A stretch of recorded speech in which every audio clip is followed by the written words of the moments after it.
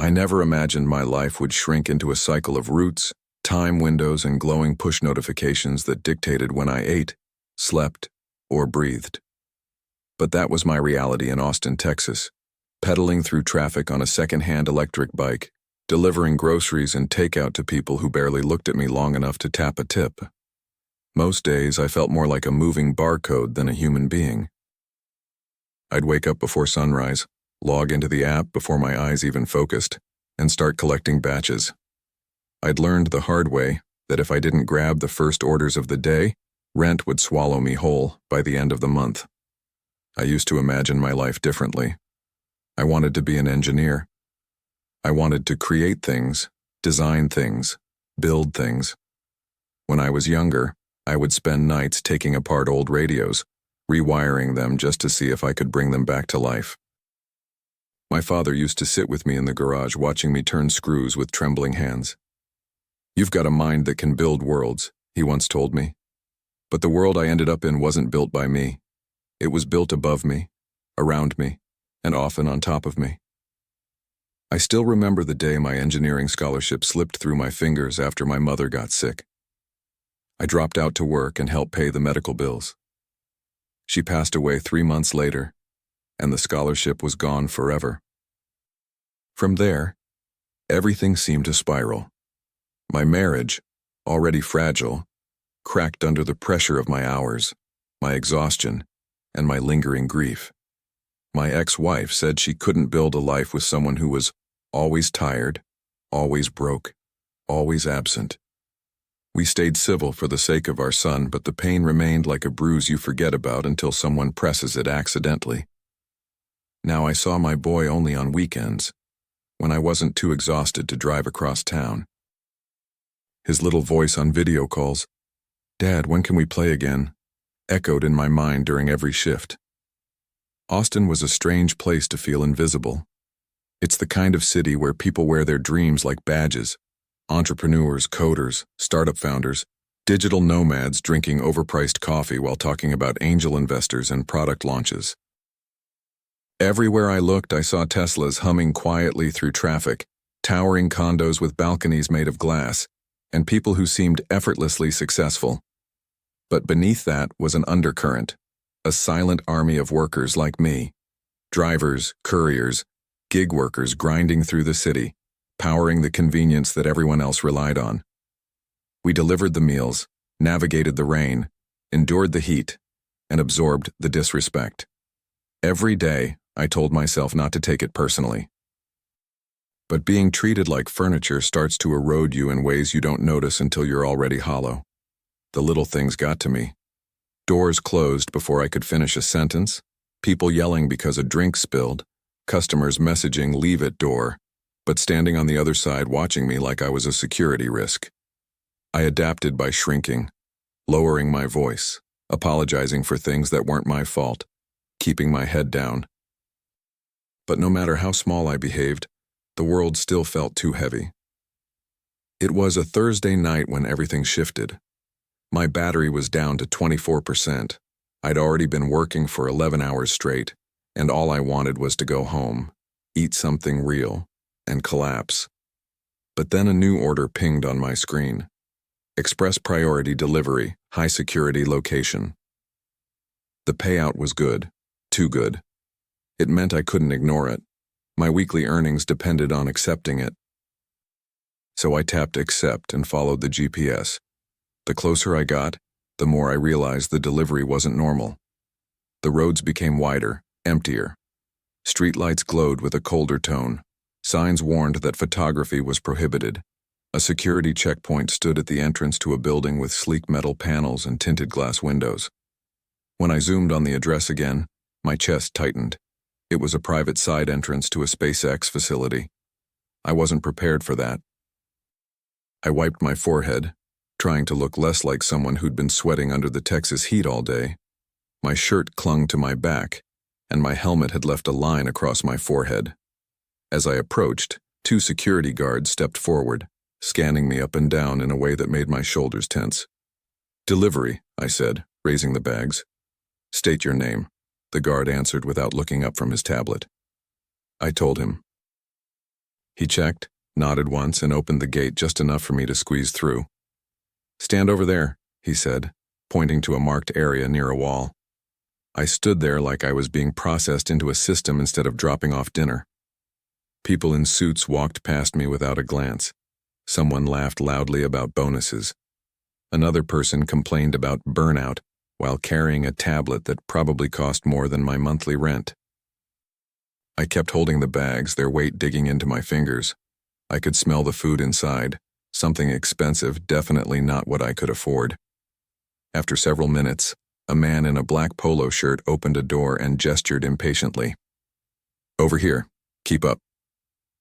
He walked so fast I had to jog to catch up. He didn't slow down or look back. Inside, I felt swallowed by a different world. White LED lights, polished floors, a long hallway where everything echoed. People in conference badges brushed past me like I was a fire hydrant on the sidewalk. A group of young professionals glanced at me and whispered. One of them said, "Man, imagine ending up in a job like that." The other replied, "That's why you grind now, so you don't end up wearing that uniform." They didn't bother lowering their voices. I felt my face heat up, my throat tightened. I stared at the floor, pretending not to hear, but I heard every word. The man in the polo shirt eventually stopped near a side door and stretched a hand out for the bags without even looking at me. "We're good," he mumbled. I handed them over. He didn't say thank you. He didn't say anything. He just closed the door in my face.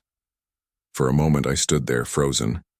I felt small, smaller than I had felt in a long time.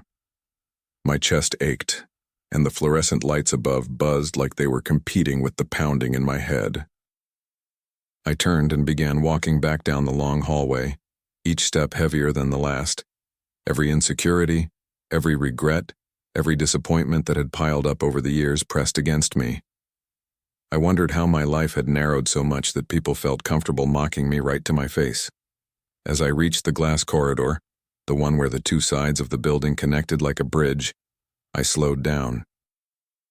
Through the windows I could see the quiet Texas night, the glow of the skyline in the distance, and my bike parked alone near the security gate. I took a deep breath and told myself to keep moving. Just make it outside. Just get away from all of this. Then I heard voices approaching behind me. Confident voices, commanding voices, the kind that belonged to people who expected the world to move around them, not the other way around. I didn't turn immediately. I didn't want another pair of strangers sizing me up like a malfunctioning vending machine. But when I did glance over my shoulder, my heart stopped for a moment. Walking toward me was Elon Musk, flanked by two executives in tailored suits. They were mid-conversation, laughing about something I couldn't hear, and moving with the kind of ease that comes from living so far above the world I lived in that we might as well be on different planets. And for some reason, seeing him, right there just steps away, was the final spark to everything that had been simmering inside me for years. My exhaustion, my resentment, my shame, my longing for a life I once believed I could have. I didn't know it yet, but in the next few seconds something would slip out of my mouth that would change everything. I tried to keep walking, pretending I didn't see him, pretending the moment wasn't swallowing me whole. But my feet slowed down like they had a mind of their own. Every emotion I'd buried under exhaustion clawed its way up. It wasn't anger, not exactly. It was something heavier, something shaped by disappointment, and years of feeling like my life had slipped out of my hands one unremarkable day at a time. As Elon and his executives got closer, I felt my heartbeat hammering in my ears. I lowered my gaze. You learn to do that when you're used to being ignored or dismissed. But as he passed beside me, something in me rebelled. Something tired of being polite, invisible, obedient. Something tired of swallowing words just to survive. It came out almost on its own. A whisper, soft but sharp as glass. Your dreams made you a legend, but they turned me into a ghost. I didn't plan it. I didn't think about it. I just said it. And then everything stopped. His foot froze mid-step. The executives kept walking for another 2 steps before realizing he wasn't beside them anymore. They turned, confused, but he didn't acknowledge them. Instead, Elon slowly pivoted to face me. He didn't look irritated. He didn't look confused. He just looked attentive, curious, as if my words had hit a nerve that no one ever touched. His eyes scanned my face, my uniform, the sweat on my forehead, the trembling in my jaw. "What did you say?" he asked, not sharply, but evenly. My first instinct was to apologize, to shrink again, to say nothing. But something about the moment made shrinking impossible. I felt stripped bare, emotionally and physically, and I couldn't hide behind my usual mask of forced politeness. I swallowed hard, my voice cracking as I repeated it. I said, "Your dreams made you a legend, but they turned me into a ghost." The executives exchanged looks like they wanted to intervene, but Elon lifted a hand slightly, signaling them to wait. They stepped back. He took 1 step toward me, then another, until we were standing just a few feet apart. "Explain that," he said. Not defensively, not condescendingly, just directly. My throat tightened. I didn't know where to start. I'd never been asked to explain my feelings by someone in power. Most people just assumed I didn't have any worth explaining. "I used to want to be an engineer," I finally said, trying to steady my voice. "I wanted to build things, design things. Maybe even work for a company like yours one day." He nodded once, listening, really listening. But life hit harder than I could handle. I dropped out to take care of my mom when she got sick. Then she died. The scholarship was gone. I tried to recover, but everything kept slipping. My marriage, my confidence, my sense of direction. My chest tightened. Memories rushed back like a flood I'd kept behind a dam for years. I started doing deliveries because it was the only job I could get quickly. And I told myself it was temporary, but temporary became permanent. And every day I deliver food to people who are living the life I thought I'd have. People who look right through me. I gestured vaguely around the hallway, the walls of steel and glass that felt like a different universe. Tonight I got laughed at by people who don't even know me, who see me as a warning, not a person. A warning about what happens when you fail. He didn't interrupt. His eyes didn't drift away. His expression didn't change to pity or discomfort. He stood still, absorbing every word. "And then I see you," I said, my voice softening. "The guy who built rockets, cars, solar grids, the guy who made it. And for some reason it hit me that your dreams, your success, represent everything I couldn't reach, everything I lost, everything that pushed me down here." I pointed to my uniform, the bag slung over my shoulder, and somewhere along the way I stopped feeling real. I became a ghost, just someone who moves things from point A to point B, someone people don't even look at. For a long moment he didn't speak. The hallway felt painfully quiet. My palms were sweating, my body trembling from all the emotion I'd tried so hard to suppress. Then he asked, "What's your name?" I hesitated. "Ethan." "Ethan," he repeated as if testing how the name sounded. "Do you really believe that your circumstances define your identity?" I exhaled shakily. I don't know what I believe anymore. He took a step closer. "You're standing here thinking your life is the opposite of mine, but I started in a tiny room in Pretoria. I had no connections, no money, no way out except through my own decisions." He wasn't bragging. His tone was matter-of-fact, grounded, almost introspective. "I've failed companies. I've slept on office floors. I've been laughed at more times than I can count. The difference isn't in the failures. It's in the decision not to stay there." I felt a knot forming in my stomach. That's easy to say when you're you. He didn't flinch. It was impossible to say when I was nobody. Silence stretched again, this time thicker. I didn't know how to respond. "You're not a ghost, Ethan," he said quietly. Ghosts aren't capable of confronting someone like this. Ghosts don't speak truth. Ghosts don't care enough to push back. I looked away, blinking hard. My throat burned. I'm tired of feeling like the world is something happening without me. I know the feeling, he replied. A security guard approached, but Elon waved him off. Then he looked back at me with the kind of seriousness that made my breathing unsteady. Sit with me for a second, he said, gesturing toward a quiet corner of the hallway. I want to understand the rest of your story. My legs nearly buckled. I didn't know whether to be nervous, grateful, or terrified. But I followed him. And as we sat down on a cold bench beneath the sterile lights of the hallway, I had no idea that the next part of our conversation would change more than just my night. It would begin to change me. We sat on that cold metal bench like two people who had no business sharing the same space. He leaned forward, elbows resting on his knees, hands clasped loosely. I kept my delivery bag next to my foot as if I needed a reminder of who I was, of where I belonged. My chest rose and fell too quickly, and I tried to steady my breath, but everything inside me was shaking. For the first time in years, someone wasn't hurrying me, dismissing me, or glancing at a screen while I spoke. He looked at me as if my words mattered, as if I mattered. And somehow that made it even harder to speak because I wasn't used to being seen. Tell me something, he said quietly. What did you want your life to look like? I shrugged instinctively, staring at the floor. Doesn't matter now. It matters, he insisted. You whispered something powerful, something honest. Honest words deserve honest answers. I exhaled slowly, my voice dropping.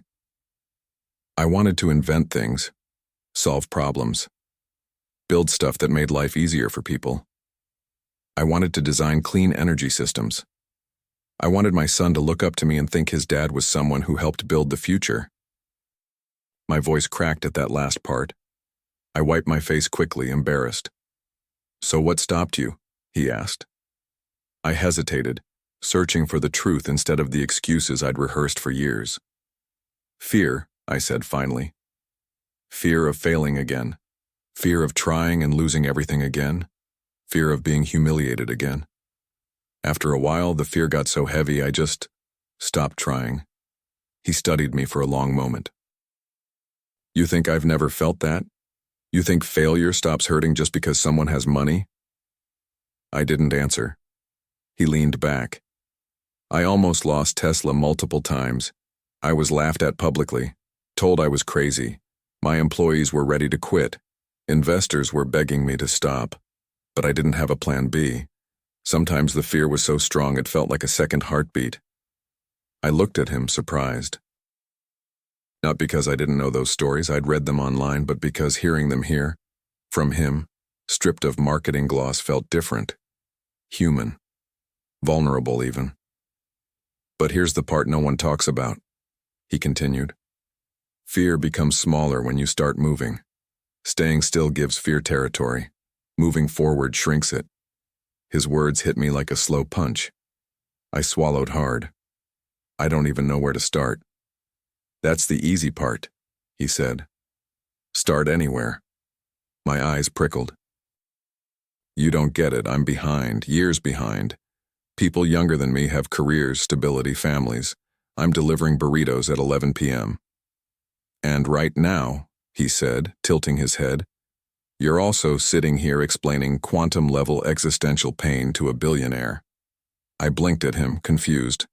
He gave a tiny smirk. Life isn't linear. And it sure as hell isn't fair, but it responds to momentum. I sat in silence, absorbing that. It didn't erase my problems. It didn't magically fix anything. But it cracked something open in me, like a window I didn't know I'd welded shut. After a moment, he asked, Do you still have your engineering mindset? The curiosity? The problem-solving instinct? Yes, I answered without thinking. I just buried it. Unbury it, he said simply. I let out a shaky breath. It's not that simple. It is, he said. Not easy. but simple. I stared at the floor, emotions swirling inside me like a storm I'd carried for years. Shame, longing, exhaustion, hope. A strange sense of possibility flickered in my chest, but I didn't trust it. Hope was expensive. Hope had burned me before. He noticed my hesitation. "Let me ask you something else. What's the last thing you built?" His question hit me harder than the first. I sifted through memories. Years of deliveries, years of bills, years of surviving. I struggled to find an answer. "My son's bike," I said finally, my voice barely above a whisper. He wanted this custom blue and red bike for his birthday. I couldn't afford the one he saw online, so I bought an old used one and rebuilt it. Fixed the gears, replaced the chain, repainted the frame, even installed lights on the wheels. Elon actually smiled. "That's engineering." I shook my head. "It's nothing." "Then why did your son love it so much?" he asked. I felt tears sting my eyes again, softer this time. "Because I made it for him." "Exactly," he said. "Engineering isn't about titles, it's about creation. You're not a ghost, Ethan. You're a builder who forgot he knows how to build." I covered my face with both hands, overwhelmed. I didn't want him to see me cry, but the emotions spilled over. Years of stress, humiliation, self-doubt, everything I'd swallowed to survive, rose up and finally cracked open. "I just feel lost," I admitted, my voice muffled behind my hands. He waited until I looked up again. "You're not lost. You're paused." Those words, simple, quiet, steady, hit me harder than any pep talk I'd ever heard. Paused. Not broken. Not over. Paused. He took his phone out and handed it to me. "Type your email." I froze. "What? Why?" "I want you to send me your resume. I'll get it to the right team. I can't promise anything, but I can promise it won't disappear into a pile." My breath caught. The idea felt unreal, unrealistic, unreachable. But the sincerity in his tone made me believe it wasn't charity. It was an invitation to step toward the version of myself I abandoned. My fingers trembled as I typed my email. When I handed the phone back, my heart pounded so loudly I could barely hear myself breathe. He looked at me with a seriousness that made the air feel heavier. "But understand something. Even if the opportunity comes, you have to walk through it. No one can step into it for you." I nodded, tears blurring my vision. "And one more thing," he added. "Don't speak about yourself like you're already dead." That sentence shattered me. He said it so calmly, so plainly, like he was stating a scientific fact rather than giving advice. But it sank into a place I'd forgotten existed. After a long silence, he stood. I rose with him, feeling unsteady. "You're going to be okay," he said quietly. "Just start moving again." He extended his hand. I hesitated only for a moment before shaking it. His grip was firm, grounding. Then he turned and began walking away, this time slower, more thoughtful, as if our conversation had shifted something in him too. I stood there long after he disappeared around the corner, feeling like the hallway itself had changed. Or maybe I had. And when I finally stepped outside toward my bike, the night air felt different, cooler, cleaner, carrying the faintest pulse of something I hadn't felt in years. Possibility. I walked toward my bike slowly, like someone learning how to move inside a new body. The parking lot felt wider than before, the night sky darker and softer at the same time. The hum of the city in the distance no longer sounded like something happening without me. For once, it felt like something I might still be part of. My legs were shaky, not from exhaustion this time, but from everything that had just happened inside those walls of steel, glass, and fluorescent light. When I reached my bike, I stopped and placed both hands on the handlebars, letting my weight rest on them. My breath hitched, and suddenly I couldn't hold it in anymore. I sank down onto the pavement beside the bike, my knees drawing up instinctively, and I buried my face in my hands. The tears weren't violent, just steady, like a quiet leak from a pipe that had been under too much pressure for too long. It wasn't just about meeting Elon Musk. It wasn't about the resume. It wasn't even about the possibility he'd opened for me. It was the conversation, the honesty, the way he didn't look away when I finally let my truth spill out, the way he listened like my words carried weight instead of inconvenience. For years, I'd convinced myself that powerful people didn't see people like me. But what hurt the most wasn't whether they could see me. It was that I hadn't seen myself in a long time. I wiped my face with my sleeve and inhaled sharply, trying to steady my breath. My phone buzzed with another order. Reflexively, muscle memory made my hand move toward the screen, because that's what I always did. I always kept going, always ignored myself to survive. But this time I didn't accept it. I let the order expire. It felt like the smallest rebellion in the world, and the biggest one at the same time. I strapped my bag to my bike and started pedaling. The air brushed against my face, cool and refreshing, as if the night itself was pushing me forward. My legs moved on instinct, but my mind drifted back to every part of the conversation, replaying it like a movie I didn't want to forget. You're not lost. You're paused. I whispered the words to myself as I rode. Paused. Not broken. Not finished. Paused. Something inside me felt like it was resurfacing after years underwater, like lungs remembering how to fill fully again. As I crossed under an overpass, a memory hit me out of nowhere. My son laughing as he rode his rebuilt bike down the sidewalk, yelling, "Dad, it's perfect! You made it perfect!" I hadn't realized how deeply I had buried the pride in that moment. I clung to it now, feeling warmth expanding through my chest. Maybe I hadn't stopped being an engineer. Maybe I had just stopped believing I was one. The ride home felt like moving through layers of myself, peeling away all the versions that had been shaped by shame, exhaustion, and survival mode thinking. I reached my apartment building, a small, aging complex with peeling paint and wobbly stair rails, and climbed the steps more slowly than usual. Not because I was tired, but because I was thinking. Inside, I tossed my keys onto the counter and collapsed onto the couch. The room was dim, but for once, the quiet didn't feel suffocating. It felt still, clear. I opened my laptop and stared at the blinking cursor in my email drafts folder.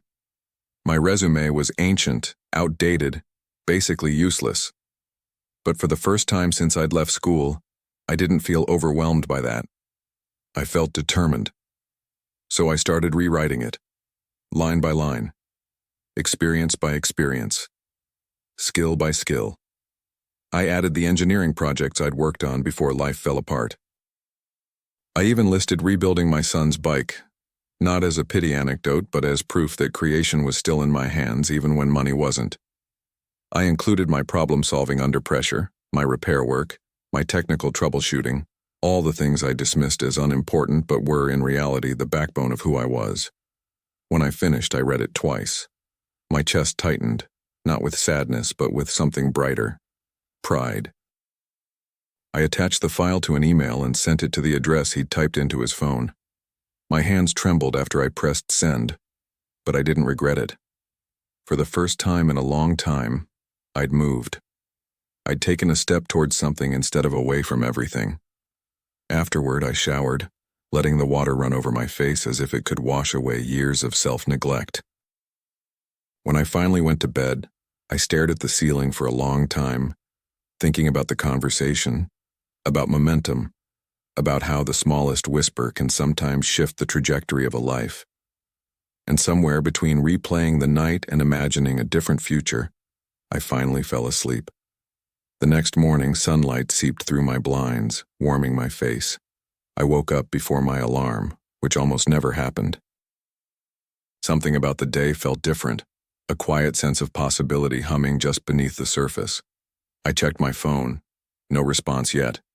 But instead of dread, I felt something else. Patience. There was work to do. Not just the work of rewriting a resume or waiting for an email, but the deeper work. The internal rebuild. The shift from ghost to human. From paused to moving. I cleaned my apartment. I made breakfast instead of grabbing something on the way out. I even called my son before school, and his sleepy excitement made me smile so hard it hurt. Then I sat at the table and opened a notebook, one I hadn't touched since my college days, and wrote a single sentence on the first page. I still have time. Not a revelation, not a miracle, just truth. Days passed. I kept delivering, but something inside me had changed. My shoulders weren't as tense. My eyes met people's eyes. My mind stayed busy with ideas, small inventions, tiny prototypes, ways to fix little problems I saw everywhere. A switch had been flipped, and I felt myself coming back online. One afternoon, after finishing a route, my phone buzzed with an email notification. My breath stopped as I opened it. It was from a recruiter. Short message, no promises, just an invitation. We'd like to schedule an initial conversation. I closed my eyes, exhaling shakily. Not crying this time, just breathing. One step, one movement. That was enough.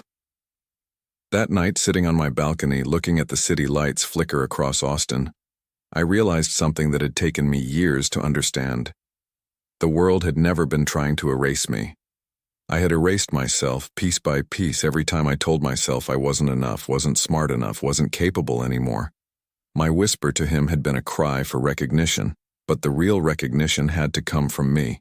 Momentum had returned. Not because a billionaire handed it to me, but because I chose to take back the part of myself I'd abandoned. To anyone listening to my story now, maybe sitting alone, feeling invisible, feeling small, feeling like life has become something happening without you, I hope you hear this clearly. You are not a ghost, you are paused, and you can start moving again, today. If this story resonates with you, hit the like button, leave a comment, share your experience. And subscribe to the channel so more stories like this can reach people who need them. Your voice matters. Your presence matters. You matter. This is your reminder. A single moment can change everything, but only if you let it. And remember, this is a work of fiction created for entertainment. Any resemblance to real events or the use of public names is purely narrative and does not represent real events.